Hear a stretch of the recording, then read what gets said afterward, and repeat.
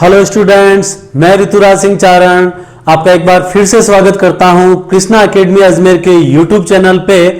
और आज की साइकोलॉजी की क्लास में हम एक बहुत ही महत्वपूर्ण टॉपिक लेने जा रहे हैं जिसका नाम है सीडीपी अर्थात चाइल्ड डेवलपमेंट पेडागोजी। और इस टॉपिक को हम पार्ट्स में पढ़ेंगे। काफी बड़ा टॉपिक है जहां से रीट के सिलेबस में कम से कम जो क्वेश्चनों की संख्या है वो 4 से 5 तक रहती है स्टूडेंट्स। तो आज हम इसमें स्टार्ट करने जा रहे हैं इसका पहला पार्ट जिसका नाम है ग्रोथ एंड डेवलपमेंट अर्थात अभिवृद्धि और विकास। तो स्टूडेंट्स, विकास होता क्या है? सबसे पहले हमें इस वर्ड का मीनिंग पता होना चाहिए कि what is the means of development, कि विकास होता क्या है। तो देखिएगा स्टूडेंट्स, विकास का जो संबंध होता है वो हमारे शरीर में होने वाले शारीरिक परिवर्तन, मानसिक परिवर्तन और संवेगात्मक तथा जो सामाजिक परिवर्तन जो होते हैं, इन सभी को मिलाकर जितने भी परिवर्तन होते हैं उनको क्या नाम दिया जाता है? विकास। और यहीं से ही देखो आपका एक कॉन्सेप्ट डेवलपमेंट हो जाता है कि विकास का मतलब ही क्या है? परिवर्तन है। चाहे वो सामाजिक परिवर्तन हो, चाहे वो संवेगात्मक परिवर्तन हो, चाहे वो मानसिक परिवर्तन हो, चाहे वो शारीरिक परिवर्तन हो, इन जितने ही प्रकार के जो परिवर्तन हैं इनको मिलाकर एक नाम दिया जाता है विकास। अर्थात विकास से तात्पर्य किससे है? परिवर्तन से है। ठीक है स्टूडेंट्स, तो मैं आपको एक ग्राफिक्स के माध्यम से समझाता हूं इसको। कॉमन जो है पॉइंट हम लेने जा रहे हैं जहां से मतलब पिछले एग्जाम से क्वेश्चन आए हुए हैं। अभी मॉडर्न कॉन्सेप्ट में यहां से क्वेश्चन बनने की संभावना कम रहेगी, लेकिन ये डिफरेंस हम इसलिए पढ़ रहे हैं कि ताकि आपको अभिवृद्धि और जो विकास, जो ग्रोथ और डेवलपमेंट में जो मेन डिफरेंस जो है उसका कॉन्सेप्ट आपको यहां पर क्लियर हो जाए। इसलिए मैंने आपको एक टेबल के द्वारा यहां पर बता रहा हूं। ठीक है स्टूडेंट्स, तो देखिएगा बहुत सिंपल वर्ड दिया हुआ है। अभिवृद्धि जो होती है इसका स्वरूप कैसा होता है? बाह्य होता है, एक्सटर्नल होता है, बाहरी होता है। आपको पता ही है ना कि भाई कोई भी व्यक्ति लंबा दिखाई देता है या टिंगना दिखाई देता है, तो ये जो अभिवृद्धि का जो ग्रोथ का जो स्वरूप होता है वो कैसा होता है स्टूडेंट्स? बाहरी होता है। और इसका संबंध जो है हम किससे जोड़ते हैं? शारीरिक आकार से जोड़ते हैं स्टूडेंट्स। तो अभिवृद्धि का स्वरूप कैसा होता है? बाहरी होता है। लेकिन विकास के स्वरूप की यदि हम बात करें स्टूडेंट्स, तो विकास का स्वरूप कैसा होता है? आंतरिक होता है। क्यों? क्योंकि विकास के अंदर हम बात करते हैं संवेगात्मक विकास, मानसिक विकास, सामाजिक विकास और संवेगात्मक विकास। ठीक है स्टूडेंट्स, तो ये जो सारी चीजें होती है ये आंतरिक रूप से होती है। इनको आप बाहरी तौर से आप नहीं देख सकते, इनका आप प्रत्यक्ष तौर से आप कभी भी मापन नहीं कर सकते। जबकि अभिवृद्धि का स्वरूप कैसा होता है? बाहरी होता है, तो इसको आप देख के मेजर कर सकते हो, मापन कर सकते हो। जबकि विकास कैसा होता है? इंटरनल होता है, इसलिए इसको प्रत्यक्ष तौर पे, इसका सीधे तौर पे मापन संभव नहीं है। यही अंतर जो मैं आपको बता रहा हूं अगली कड़ी में आ जाएगा। मैंने इसको कोरिलेट कर दिया आपसे। ठीक है स्टूडेंट्स, अगला नाम देखिएगा। अभिवृद्धि में केवल एक पक्ष को ही शामिल किया जाता है और वो पक्ष कौन सा होता है स्टूडेंट्स? शारीरिक पक्ष। तो देखो केवल एक पक्ष की बात कर रहे हो, वो कौन सा पक्ष है? शारीरिक पक्ष। जबकि विकास में सभी एस्पेक्ट, सभी पहलुओं को शामिल किया जाता है। और वो सभी पहलू में शुरू से लेके एंड तक बोलते जा रहा हूं ताकि वो सारे नाम आपको याद हो जाए। शारीरिक विकास, मानसिक विकास, सामाजिक विकास और संवेगात्मक विकास। तो जो ऑलराउंड डेवलपमेंट की जो बात है या सभी पक्षों का जो संगठन की जो बात है वो किसमें शामिल होगी स्टूडेंट्स? विकास में शामिल होगी। अब इसमें केवल एक पक्ष को शामिल किया है, इसलिए इसका जो क्षेत्र है, जो एरिया है, वो कैसा हो जाएगा? संकुचित हो जाएगा। और इसमें जो हम सभी पक्षों की बात कर रहे हैं तो इसका एरिया कैसा हो जाएगा? ब्रॉड हो जाएगा, विस्तृत हो जाएगा। ये पॉइंट कहां पर दिया हुआ हम देख लेते हैं। देखो 7वां पॉइंट दे रखा है कि अभिवृद्धि का क्षेत्र कैसा होता है? संकुचित होता है। जबकि विकास का क्षेत्र कैसा होता है? विस्तृत होता है। ठीक है स्टूडेंट्स, इतना याद रखना कि अभिवृद्धि विकास का ही एक भाग है। तो यानी विकास आंतरिक तो होता ही है और आंतरिक के साथ साथ ये क्या हो जाएगा? बाहरी भी हो जाएगा, क्योंकि अभिवृद्धि भी क्या है? विकास का एक पार्ट है। तो विकास इंटरनल प्लस एक्सटर्नल दोनों होता है। तो एक्सटर्नल का संबंध तो किससे हो जाएगा? शारीरिक से। और इंटरनल का संबंध किससे हो जाएगा? बाकी 4 पक्षों से हो जाएगा। फिर मैंने आपको बताया कि विकास का सीधे तौर पे मापन, अभिवृद्धि का सीधे तौर पे मापन किया जा सकता है आपने वो गाना सुना होगा ना, लक 28 कुड़ीदा 47 वेट कुड़ीदा। मतलब कि जो गाना है कि ये जो कुड़ी का जो वजन है वो कितना है 47 केजी। तो उसका वजन हम मेजर कर सकते हैं, उसकी हाइट को हम मेजर कर सकते हैं। तो अभिवृद्धि को सीधे तौर पे मापा जा सकता है, जबकि विकास का सीधे तौर पर मापन संभव नहीं है। देख लेते हैं ये पॉइंट कहां पर लिखा हुआ है। देखो, अभिवृद्धि या वृद्धि को मापा जा सकता है, जबकि विकास का प्रत्यक्ष मापन संभव नहीं है। लैंग्वेज देखना, इसको मैं स्टार मार्क कर देता हूं। यदि संभावना बनी तो यहां से हो सकती है कि विकास का प्रत्यक्ष तौर पे मापन संभव नहीं है। आप डायरेक्टली नहीं बता सकते कि किसका कितना विकास हुआ है। इनडायरेक्टली जरूर आप एज्यूम कर सकते हो, लेकिन सीधे तौर पे इसका मापन संभव नहीं है। अगला पॉइंट देखिएगा स्टूडेंट्स, वृद्धि सीमित समय तक होती है। बिल्कुल आप जानते हो, आपकी जो फिजिकल ग्रोथ जो है वो लिमिटेड टाइम तक ही होती है। आपको पता होना चाहिए कि लड़कियों में जो है वो लंबाई जो है वो कब तक बढ़ती है, 16 वर्ष की उम्र तक, जबकि लड़कों में ये कब तक बढ़ती है, 18 वर्ष तक बढ़ती है। तो ये जो टाइम है जो कैसा हो गया, एक लिमिटेड हो गया, जबकि विकास जो है वो जन्म से लेकर मृत्यु पर्यंत तक चलता रहता है, आत्मा का परमात्मा से मिलन होने तक चलता रहता है। इसीलिए विकास की प्रक्रिया को लाइफ लॉन्ग प्रोसेस यानी जीवन पर्यंत चलते रहने वाली प्रक्रिया कहा है। लाइफ लॉन्ग से मतलब यहां पर क्या हो जाएगा स्टूडेंट्स, जीवन पर्यंत चलते रहने वाली प्रक्रिया। ठीक है स्टूडेंट्स, अगला पॉइंट देखते हैं। अगला पॉइंट अपने आ रहा है स्टूडेंट्स कि ग्रोथ जो होती है वो कैसा परिवर्तन होता है, मात्रात्मक। मैंने बताया था कि भाई लक 28 कुड़ीदा 47 वेट कुड़ीदा, किसी की हाइट कितनी है, किसी का वजन कितना है, तो ये परिवर्तन कैसा है, मात्रात्मक। जबकि विकास में जो परिवर्तन होते हैं वो मात्रात्मक के साथ साथ कैसे होंगे, गुणात्मक होंगे। मात्रात्मक तो होंगे ही, क्योंकि शारीरिक जो वृद्धि वो भी किसका पार्ट है, विकास का ही एक पार्ट है। लेकिन जो बाकी पक्ष है यानी जो क्वालिटी की जो हम बात करते हैं स्टूडेंट्स, वो बात केवल और केवल किसमें की जाती है, विकास में की जाती है। तो ये मात्रात्मक के साथ साथ कैसा होता है, गुणात्मक होता है। क्योंकि आपको पता है कि केवल हाइट, पर्सनैलिटी, गोरा चिट्टा रंग होने से कुछ नहीं होता। अपनी सीधा सीधा अपनी मारवाड़ी या देसी भाषा में बोले तो कहते हैं ना कि भाई फूट रो तो लालो घणो ही है, पर लखन 1% का ही गोनी। समझ में आया ना आपको। तो लखन इन द सेंस यहां पर क्वालिटी जो है, यानी केवल रंग रूप से कुछ नहीं होता, आपके अंदर कुछ ट्रेड्स, कुछ कैरेक्टरिस्टिक्स, कुछ गुण आपके अंदर होने चाहिए। उसी की वजह से जो है आप अपनी लाइफ में कुछ बहुत अच्छा आप कर सकते हैं स्टूडेंट। इसी अगली कड़ी में अगला देखिएगा, बहुत नॉर्मल पॉइंट है। आपको पता कि विकास कैसा होता है, रेखीय, यानी केवल एक सीधी रेखा में जो प्राप्त होता है। विकास की जो यदि हम बात करें विकास की, तो वो कैसा होता है, लीनियर होता है, रेखीय होता है। सॉरी, अभिवृद्धि जो है वो कैसी होती है स्टूडेंट्स, रेखीय होती है। जबकि विकास जो होता है वो कैसा होता है, स्पाइरल होता है, या इसको वर्तुलाकार भी कह सकते हैं, या हम इसको सर्पिलाकार भी कह सकते हैं। दोनों ही नाम आपको मिल सकते हैं।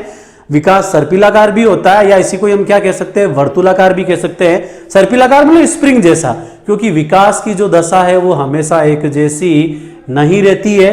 तो स्टूडेंट्स, विकास कैसा होता है आपको याद रखना, सर्पिल होता है, स्पाइरल होता है, या इसी की जगह आपको नया नाम क्या मिल सकता है, वर्तुलाकार मिल सकता है। देखो ऐसा स्प्रिंग जैसा, ठीक है ना। और इसी कड़ी में सबसे लास्ट नाम मैं आपको पहले ही बता चुका हूं, सेल्यूलर मल्टीप्लीकेशन, यानी कोशिकीय गुणन या कोशिकाओं की संख्या में वृद्धि होने का संबंध किससे है। तो उसका आंसर क्या आ जाएगा स्टूडेंट्स, ग्रोथ। स्टार मार्क कर देता हूं, यहां से एग्जाम में आपसे क्वेश्चन पूछा जा सकता है। देखो कैसे, यदि हम बात करें केवल कोशिका की संख्या में वृद्धि या कोशिका में गुणन की, तो उसका संबंध किससे होता है, अभिवृद्धि से।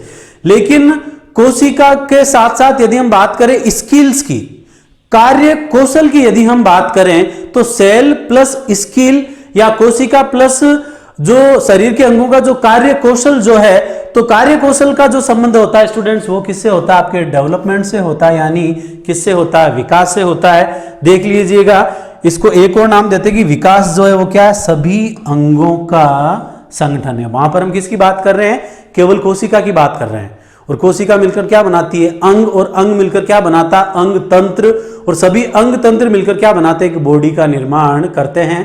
तो सभी अंगों का जो संगठन है, जो ऑर्गेनाइज पैटर्न है, उसको हमने स्टूडेंट्स नाम क्या दिया है, विकास नाम दिया है। जबकि कोशिकीय गुणन की बात किसमें की जाती है, वृद्धि में। तो याद रख लेना, कोशिकीय गुणन वृद्धि में, और अंगों का संगठन किसमें, विकास में। इसके साथ साथ एक और नाम यहीं पे आप याद रख लो, यदि हम बात करें स्किल्स की, कौशल की, या वर्क स्किल कह दो, या कार्य कौशल भी हम इसको कह सकते हैं स्टूडेंट्स। शॉर्ट में लिख रहा हूं, बोल रहा हूं, आप नोट डाउन कर लेना। कार्य कौशल या वर्क स्किल की बात किसमें की जाती है स्टूडेंट्स? विकास में की जाती है। तो यहां पर 2 पॉइंट महत्वपूर्ण ध्यान रखना। पॉइंट तो सारे ही पढ़ने हैं, लेकिन यदि बाय द वे यहां से क्वेश्चन बनता है तो 2 जगह से बन सकता है स्टूडेंट्स। मैंने दोनों ही चीजें स्टार मार्क कर दी है। देखो, प्रत्यक्ष मापन संभव किसका नहीं है? विकास का। और दूसरा, सभी अंगों का संगठन या वर्क स्किल की बात जो। तो ओके स्टूडेंट्स, हमने पढ़ा कि भाई अभिवृद्धि और विकास में अंतर क्या होता है। एक टेबल के माध्यम से आपको बताया था, जिसमें मैंने आपको एक महत्वपूर्ण पॉइंट बताया था कि भाई कोशिकीय गुणन की बात अभिवृद्धि में की जाती है, जबकि अंगों के संगठन की बात किसमें की जाती है? विकास में की जाती है। अब एक नया ग्राफिक्स में आपके लिए यहां पर लेके आया हूं स्टूडेंट्स। अच्छा, पहले तो आप एक काम करो, अच्छे से स्क्रीनशॉट ले लो उसका। अभिवृद्धि और विकास वाली जो चीज थी उसका अच्छे से स्क्रीनशॉट ले लो स्टूडेंट्स। ये देखो, जहां पर मैंने स्टार मार्क कर रखा, इन पॉइंट को थोड़ा अच्छे से देख लेना। बाकी नॉर्मल पॉइंट है, अच्छे से आपको समझ में आ भी गया होगा। अब इसी अगली कड़ी में स्टूडेंट्स हम बात कर रहे हैं एरिया ऑफ डेवलपमेंट, कि भाई विकास के पक्ष क्या क्या है, एस्पेक्ट क्या क्या है, क्षेत्र क्या है, विकास के आयाम कह सकते हो, कोई भी नाम ले लो, ठीक है ना। तो विकास के आयाम की यदि हम बात करें स्टूडेंट, तो मेनली यहां पर जो चीज है वहां पर सबसे पहले हम बात कर रहे हैं, देखो एक नाम आ रहा है कॉग्निटिव डेवलपमेंट, यानी संज्ञानात्मक विकास या ज्ञानात्मक विकास कह लो, या इसी को भी हम क्या कह सकते हैं? मानसिक विकास भी कह सकते हैं। दूसरा नाम आ रहा है students physical development. Physical development यानी शारीरिक विकास। शारीरिक विकास आपको पता ही है सभी अवस्थाओं में कैसा होता है, अलग अलग होता है। आगे जाकर इनकी हम डिटेल भी पढ़ेंगे नेक्स्ट वीडियो में। और अगला देखिएगा स्टूडेंट्स, अगला जो इसका एस्पेक्ट दे रखा है वो है आपके सोशल डेवलपमेंट, यानी सामाजिक विकास। और इसके बाद आप स्टूडेंट्स देखिएगा, मेनली ये 3 ही पार्ट है, ठीक है ना। फिर भी 3 पार्ट और मैं आपको बता देता हूं, क्योंकि आपको बुक्स में 6 नाम लिखे हुए मिलेंगे, लेकिन मैं जो आपको लैंग्वेज बताऊंगा वहां पर क्वेश्चन कैसे बन सकता है, मेन अपना मुद्दा वो होगा। तो अगला दे रखा है स्टूडेंट्स लैंग्वेज डेवलपमेंट, भाषाई विकास भी विकास का एक पार्ट है। अगला दे रखा है संवेगात्मक विकास यानी इमोशनल डेवलपमेंट। और फिर अगला पॉइंट दे रखा है आपके नैतिक विकास यानी मॉरल डेवलपमेंट। तो ये टोटल 6 ऐसे पक्ष हैं जिनका संबंध किससे होता है? विकास से होता है। एक और पक्ष में यहां पर आपके ऐड कर देता हूं, 7वां नाम, जिसको हम कहते हैं एस्थेटिकल डेवलपमेंट, या स्टूडेंट्स इसको हम कहते हैं सौंदर्यात्मक विकास। सौंदर्यात्मक विकास का मतलब अच्छा दिखने से नहीं है, जो आप में कलात्मक जो समझ होती है उसको हम कहते हैं सौंदर्यात्मक विकास। अब यहां पर मेन जो क्वेश्चन बनता है, यदि आपसे पूछा जाए कि लैंग्वेज की बात जो है वो कौन से विकास में की जाती है, मेनली क्वेश्चन इन 3 क्षेत्रों से बनते हैं स्टूडेंट्स। अपना मुद्दा यहां पर क्वेश्चन सोल्व करना है। कौन सा आयाम नहीं है तब तो आपको 7 ही नाम याद रखने, जो कि बहुत सिंपल है, ऐसा क्वेश्चन नहीं आएगा। यदि आपसे पूछे कि लैंग्वेज की बात किस विकास में की जाती है, तो उसका आंसर होगा स्टूडेंट्स कॉग्निटिव डेवलपमेंट। देखो मैंने स्टार मार्क किया हुआ है, लैंग्वेज या भाषा का जो संबंध होता है वो किससे होता है? कॉग्निटिव डेवलपमेंट या संज्ञानात्मक, ज्ञानात्मक या मानसिक विकास से होता है। फिर 2 पार्ट हमने और पढ़े थे, एक तो इमोशनल डेवलपमेंट और दूसरा मॉरल डेवलपमेंट।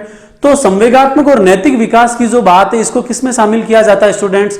सामाजिक विकास में शामिल किया जाता है। तो याद रखना, दूसरा स्टार मार्क मैंने किया है सोशल डेवलपमेंट, सामाजिक विकास, जिसमें किसको शामिल किया जाता है? इमोशनल डेवलपमेंट को यानी संवेगात्मक विकास को, और मॉरल डेवलपमेंट यानी किसको शामिल किया जाता है? नैतिक विकास को शामिल किया जाता है। तो यहां से ये 2 क्वेश्चन बनने की संभावना रह सकती है, दोनों में से कोई भी एक पूछा जा सकता है आपसे। एक बार आप अच्छे से स्क्रीनशॉट ले लो।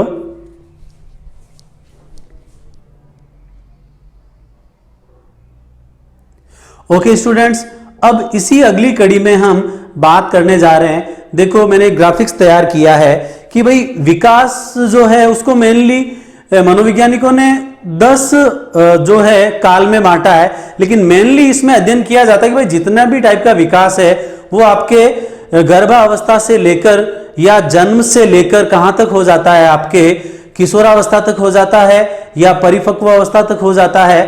तो इसीलिए एक टाइटल दिया मैंने विकास को, मैंने क्या लिखा? Dependency to autonomy. डिपेंडेंसी मतलब निर्भर रहना, दूसरों पर निर्भर रहना। तो आपको पता है जब बच्चा छोटा होता है, इन्फेंट होता है, एक शिशु जो होता है वो पूरी तरह से दूसरों के ऊपर क्या रहता है, डिपेंड रहता है, निर्भर रहता है। लेकिन आगे जाकर वो क्या करना चाहता है, स्वायत्तता, ऑटोनॉमी प्राप्त करना चाहता है, सेल्फ डिपेंडेंट बनना चाहता है। इसीलिए विकास को हमने नाम क्या दिया, टाइटल क्या दिया है, डिपेंडेंसी टू ऑटोनॉमी। और दूसरा मैंने टाइटल दिया कि विकास जो है बर्थ टू कब तक चलता है, एडोलेसेंस, कि जन्म से लेकर किशोरावस्था तक आपके लगभग सभी पक्षों का करीब करीब विकास हो जाता है। ओके स्टूडेंट्स, तो यहां पर हम मेनली 4 कालक्रम की बात करेंगे, जिसमें सबसे पहला नाम आता है विकास के अंदर प्री नेटल पीरियड, जिसको हम कहते हैं पूर्व प्रसूति काल, अर्थात जब बच्चा मां के पेट में होता है, यानी जो गर्भावस्था जो होती है उसको हम नाम क्या देंगे, पूर्व प्रसूति काल। 280 दिन की अवस्था होती है, या इसी को 40 वीक लिख के भी आपको पूछा जा सकता है, या फिर आपसे 9 माह की अवस्था भी पूछा जा सकता है, सब परिचित हैं, कोई बड़ी बात नहीं है। अगला नाम आ रहा इन्फेंसी, शेषवावस्था। तो याद रखना मुख्य रूप से शेषवावस्था का जो टाइम पीरियड बताया गया है वो 0 से 2 वर्ष बताया गया है। हालांकि अलग अलग मनोवैज्ञानिकों ने इसको अलग अलग बताया है, लेकिन आपसे पर्टिकुलरली ये पूछे कि शेषवावस्था का कालक्रम है तो उसका आंसर क्या होगा, 0 से 2 वर्ष। फिर अगली अवस्था आती है स्टूडेंट्स चाइल्डहुड यानी बाल्यावस्था। बाल्यावस्था जो होती है आपके 2 से लेकर 12 वर्ष तक होती है, ठीक है ना।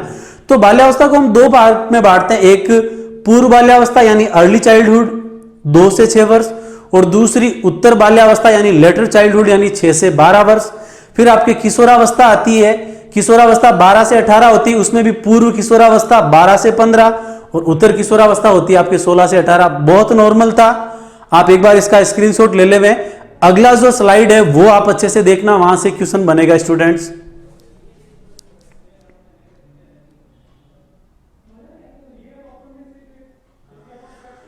ओके स्टूडेंट्स, तो हमने यहां पर विकास का अध्ययन कब से लेकर कब तक किया जाता है चाइल्ड साइकोलॉजी में, जन्म से लेकर एडोलेसेंस, बर्थ टू एडोलेसेंस। अब इसी अगली कड़ी में स्टूडेंट्स बहुत महत्वपूर्ण चीज हम पढ़ने जा रहे हैं। जो मेन चीजें हैं उनको मैंने स्टार मार्क कर रखा है, इंपॉर्टेंट कर रखा है। हम यहां पर डिफरेंस पढ़ेंगे पूर्व बाल्यावस्था और उत्तर बाल्यावस्था में।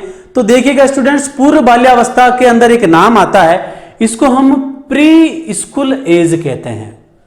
यहां से क्वेश्चन किस टाइप का बन सकता है, आप क्वेश्चन की लैंग्वेज समझना। भाई ये तो आपको पता ही है कि बच्चा स्कूल जाना प्रारंभ कर देता है, स्कूल एज जो कहा जाता है वो किसको कहा जाता है, उत्तर बाल्यावस्था को। तो प्री स्कूल एज किसको कहेंगे, अर्ली चाइल्डहुड को ही कहेंगे।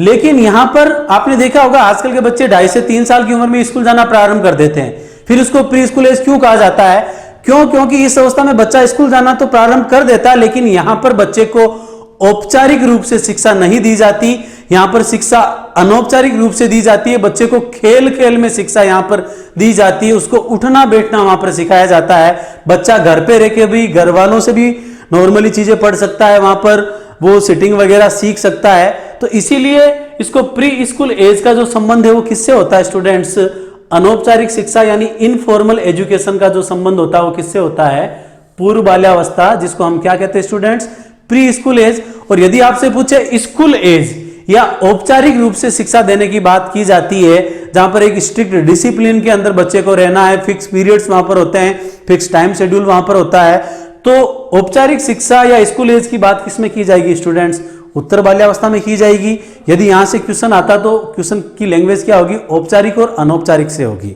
ध्यान देना। अगला पॉइंट, पूर्व बाल्यावस्था को हम चैटर बॉक्स स्टेज कहते हैं। आपको पता है पूर्व बाल्यावस्था यानी 2 से 6 वर्ष, इस उम्र का जो बच्चा होता है वो लगातार बोलते रहता है, बस उसको कुछ न कुछ बोलना होता है, इसीलिए इसको हम हिंदी में बक्की अवस्था कहते हैं, और या बड़बड़ाने की अवस्था, लेकिन इंग्लिश में इसको क्या बोला जाता है, चैटर बॉक्स स्टेज। आपको टर्मिनोलॉजी बक्की अवस्था नहीं मिलेगी, आपको हिंदी में ऐसे लिख के दिया जाएगा कि चैटर बॉक्स स्टेज किसको कहा जाता है। तो चैटर बॉक्स का मतलब क्या होता है, बेवजह बिना बात के लगातार बोलते रहना, जिसका आंसर क्या होगा, अर्ली चाइल्डहुड, पूर्व बाल्यावस्था। इसी कड़ी में अगला नाम आ रहा है, देखो मैंने वेरी इंपॉर्टेंट कर रखा है, भाषाई दृष्टि से, लैंग्वेज डेवलपमेंट की दृष्टि से जो सबसे महत्वपूर्ण काल जिसको माना जाता है स्टूडेंट्स, उसका आंसर भी आपके क्या आएगा, पूर्व बाल्यावस्था। फिर अगला आप देखिएगा अनुकरण। आपने देखा होगा अनुकरण का मतलब होता है देख कर सीखना या किसी की नकल उतारना। तो अनुकरण द्वारा सीखने का जो गुण है वो सभी अवस्था में होता है, लेकिन ये सर्वाधिक किस अवस्था में होगा? पूर्व बाल्यावस्था में, क्योंकि आपको पता है इस अवस्था का बच्चा बिल्कुल ब्लैंक होता है, कोरा कागज होता है, यानी वो हर चीज को इमिटेट करेगा, अनुकरण करेगा। इवन आप गाली बकोगे तब बच्चा भी उसका क्या करेगा? अनुकरण करेगा, क्योंकि क्या उसके लिए सही है और क्या उसके लिए गलत है इसका फर्क करना उस बच्चे को नहीं आता। वो हर चीज का क्या करता है? अनुकरण करता है। तो आपसे पूछा जा सकता है अनुकरण द्वारा सीखने का गुण सर्वाधिक किस अवस्था में पाया जाता है? तो उसका आंसर क्या हो जाएगा स्टूडेंट्स? पूर्व बाल्यावस्था में। बहुत नॉर्मल पॉइंट था। और अगला नाम आ रहा है आपके प्री गैंग एज। गैंग का मतलब समूह में रहना। तो समूह में रहना किस अवस्था की विशेषता होती है? लेटर चाइल्डहुड, उत्तर बाल्यावस्था। ये देखो आप, गैंग एज किसको कहा जाता है? उत्तर बाल्यावस्था को। तो यहां पर उत्तर बाल्यावस्था में बच्चा क्या करता है? समूह के साथ रहता है, उसके साथ उठना बैठना खेलना, ठीक है ना। तो इसलिए पूर्व बाल्यावस्था को हमने नाम क्या दिया? Pre gang as. अब एक बात यहां पर समझने लायक यह है कि इसको प्री गैंग एज क्यों बोला जाता है? क्योंकि आपने देखा होगा 2 से 6 वर्ष की उम्र का जो बच्चा होता है वो जब एक दूसरे छोटे बच्चे को देखता है तो उसके पास जाने की कोशिश करता है, उससे मेल मिलाप मेलजोल करने की कोशिश करता है। यानी गैंग बनाने की जो प्रवृत्ति उसका धीरे धीरे प्रारंभ यहीं पर हो जाता है। इसलिए हमने इसको क्या बोला? प्री गैंग एज, जबकि वास्तव में ये डेवलप होती है उत्तर बाल्यावस्था में। इसलिए गैंग एज किसको कहा जाता है स्टूडेंट्स? उत्तर बाल्यावस्था को। क्वेश्चन कैसे पूछा जा सकता है? सबसे महत्वपूर्ण, भाषाई दृष्टि से महत्वपूर्ण काल पूर्व बाल्यावस्था। अनौपचारिक रूप से शिक्षा है pre school age, early childhood. ठीक है स्टूडेंट्स। तो अब एक क्वेश्चन ये भी पूछा जा सकता है कि निम्न में से कौन सा एक पूर्व बाल्यावस्था का नाम नहीं है? ये क्वेश्चन आप कब कर पाओगे? जब आपको ये जो सारे जो पॉइंट्स है स्टूडेंट्स, ये आप जब अच्छी तरह से लिखोगे, अच्छी तरह से आपको याद होंगे, तभी आप इसका अच्छे से आंसर दे पाओगे। अब हम बढ़ते हैं उत्तर बाल्यावस्था की ओर। बहुत नॉर्मल नेम है, एक नाम महत्वपूर्ण है। कौन सा है अभी जिक्र करते हैं। देखो पहला नाम हमने पढ़ लिया, स्कूल एज। यहां पर बच्चा कौन सी शिक्षा पूरी करता है? एलिमेंट्री एजुकेशन, यानी प्रारंभिक शिक्षा। 8वीं कक्षा तक जो शिक्षा को प्राप्त करने की जो उम्र है वो कौन सी होगी? उत्तर बाल्यावस्था। बहुत स्वाभाविक है, बहुत नॉर्मल है। अगला देखो, एक स्टार मार्क करके लिखा हुआ ट्रबलसम एज। हिंदी में हम इसको कहते हैं उत्पाती अवस्था। अब यहां पर देखिएगा स्टूडेंट्स, इस अवस्था का जो बच्चा होता है वो उसमें लड़ाई झगड़ा करने की प्रवृत्ति होती है। इवन आपने किसी बच्चे का पेंसिल ले लिया या इरेजर भी आपने ले लिया तो इसके लिए भी वो हाथापाई करने तक आ जाएगा। मतलब आपने देखा होगा ना, इस अवस्था में जो छोटे जो भाई बहन होते हैं, मतलब इन्होंने बाल पकड़ के जो खींचकर लड़ाई करने वाली जो उम्र है वो आपके कौन सी है? उत्तर बाल्यावस्था है। इसीलिए हमने इसको नाम क्या दिया? ट्रबल सम स्टेज, यानी लड़ाई झगड़ा करने की प्रवृत्ति पाई जाने के कारण उत्तर बाल्यावस्था को ट्रबल सम एज या उत्पाती अवस्था कहते हैं। एग्जाम में आपको नाम क्या मिलेगा? ट्रबल सम एज मिलेगा, सीधा सीधा उत्पाती अवस्था आपको नहीं मिलेगा। तो ना चाहते हुए भी आपको ट्रबल सम एज याद रखना पड़ेगा स्टूडेंट्स। अगला, यहां पर बच्चे में लॉजिक प्रारंभ हो जाता है, तर्क प्रारंभ हो जाता है, लेकिन उसका तर्क केवल कौन सी वस्तुओं तक सीमित रहता है स्टूडेंट्स? मूर्त वस्तुओं तक। यानी जो चीज उसके सामने है केवल उसी के बारे में वो चिंतन करके बता सकता है। यानी अमूर्त चिंतन का गुण इस अवस्था में प्रारंभ नहीं होगा। लॉजिक प्रारंभ हो जाएगा लेकिन उसका लॉजिक केवल मूर्त वस्तुओं तक सीमित रहेगा। लाइवली ऑब्जेक्ट जो उसकी नजरों के सामने है केवल उसी के बारे में बच्चा यहां पर चिंतन कर पाएगा। आशा करता हूं आपको बहुत अच्छे से समझ में आया होगा। ये जो टेबल मैंने बनाई है यहां से एक क्वेश्चन बनने की पूरी संभावना रहेगी। सबसे महत्वपूर्ण ट्रबलसम एज, लेटर चाइल्डहुड और लैंग्वेज डेवलपमेंट और अनौपचारिक शिक्षा यानी प्री स्कूल एज जो है उसका संबंध किससे स्टूडेंट्स? अर्ली चाइल्डहुड से। एक बार आप इसका अच्छे से स्क्रीनशॉट ले लीजिएगा।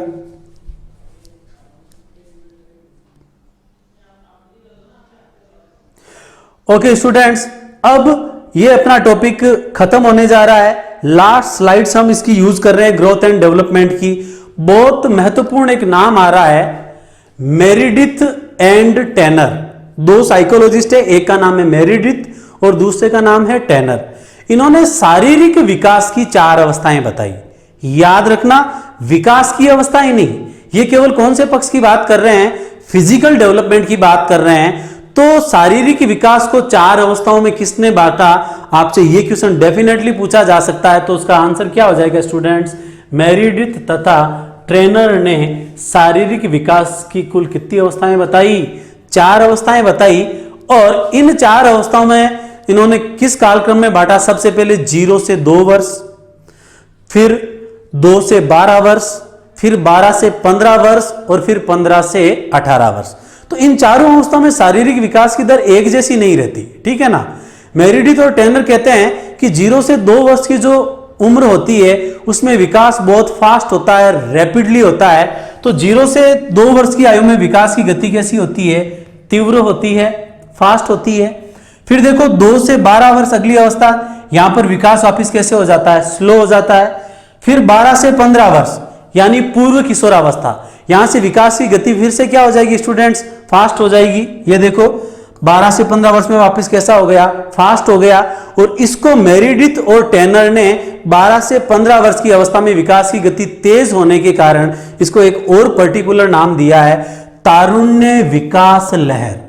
तारुण्य मतलब प्यूबेरिटी, विकास मतलब डेवलपमेंट, और लहर यानी बहुत रैपिडली होता है, लहर की भांति यहां पर विकास होता है। विकास की गति फिर से बहुत फास्ट हो जाती है, जैसा कि 0 से 2 वर्ष में हो रही थी।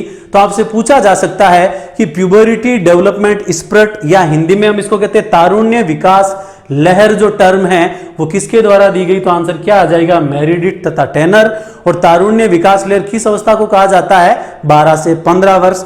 फिर देखो वापस अगली स्टेज आती है 15 से 18 वर्ष। यहां पर विकास की गति फिर क्या हो जाती है स्टूडेंट्स? स्लो हो जाती है। तो 4 अवस्थाएं हैं, पहली में फास्ट, फिर स्लो, फिर फास्ट और फिर स्लो। मेन ध्यान रखना, देखो यहां पर 2 पे खत्म हो रहा है, अगला 2 से स्टार्ट। यहां पर 12 पे खत्म हो रहा है, अगला 12 से स्टार्ट। यहां पर 15 पे खत्म हो रहा है, अगला 15 से स्टार्ट। क्यों? क्योंकि यहां पर आपको सिमिलर ऑप्शन मिलेंगे कि भाई निम्न में से विकास की गति स्लो होती है। ऑप्शन में 2 से 12 भी मिलेगा, 3 से 12 भी मिलेगा। तो एग्जैक्ट जो एज ग्रुप बताया मेरिडिथ और टेनर ने वो क्या है? 2 से 12। याद रखने का तरीका क्या है? जहां से खत्म हो रहा है अगला वहीं से स्टार्ट हो रहा है। और एक और आपसे नोट डाल के पूछा जा सकता है कि एक तो प्री नेटल पीरियड, पूर्व प्रसूति काल या गर्भावस्था का काल, और दूसरा जन्म से लेके जो आरंभ के जो 6 महीने की जो उम्र होती है, यहां पर विकास की गति बहुत तेज होती है, काफी तीव्र होती है। ऐसा कथन किसका है? तो उसका आंसर क्या हो जाएगा स्टूडेंट्स? मेरिडिथ तथा टेनर। मैंने देखो यहां पर नोट डाल के लिखा हुआ है, यहां पर इसको जोड़ा किससे? Meredith and Tenner. बहुत महत्वपूर्ण नाम है। इन्होंने क्या कहा कि पूर्व प्रसूति काल तथा जन्म के प्रथम 6 महीनों में शारीरिक विकास की गति क्या होती है स्टूडेंट्स? काफी तीव्र होती है। तो यह एक बार आप अच्छे से पहले से स्क्रीनशॉट ले लें। ये बहुत महत्वपूर्ण फ्लो चार्ट है स्टूडेंट्स, बहुत बिल्कुल इसको आप नोट डाउन कर लेना, अपनी कॉपी में राइट डाउन कर लेना आप। ये पूरा आपको एज इट इज याद होना चाहिए। ओके स्टूडेंट्स, तो आज की साइकोलॉजी की क्लास में हमने अभिवृद्धि और विकास से संबंधित जो सब टॉपिक है वो पूरा किया। जहां से पिछले एग्जाम में एक क्वेश्चन डेफिनेटली पूछा गया, फिर से एक क्वेश्चन पूछे जाने की पूरी संभावना रहेगी।